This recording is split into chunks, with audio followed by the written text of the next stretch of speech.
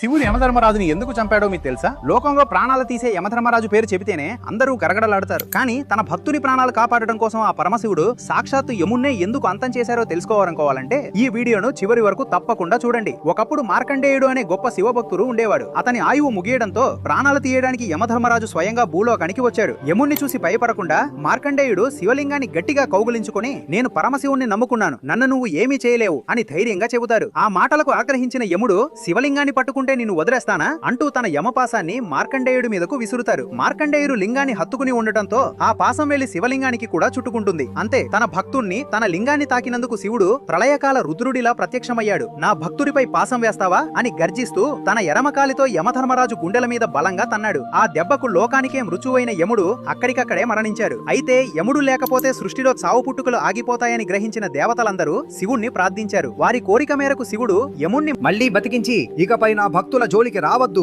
అని కఠినంగా హెచ్చరించారు. నిజమైన భక్తి ముందు మృత్యువు కూడా తలవంచక తప్పదు. భగవంతునిపై పరిపూర్ణ విశ్వాసం ఉంటే ఏ ఆపదనైనా జయించవచ్చు. శివభక్తి మీ హృదయంలో ఉంటే భయం మీ జీవితానికి దగ్గర కూడా రాదు. ఇలాంటి మరెన్నో శివరహస్యాలు తెలుసుకోవాలంటే ఇప్పుడే మా ఛానల్ ని లైక్ చేసి సబ్స్క్రైబ్ చేసుకోండి. ఈ శివరహస్యం నచ్చితే ఓం నమః శివాయ అని కామెంట్ చేయండి.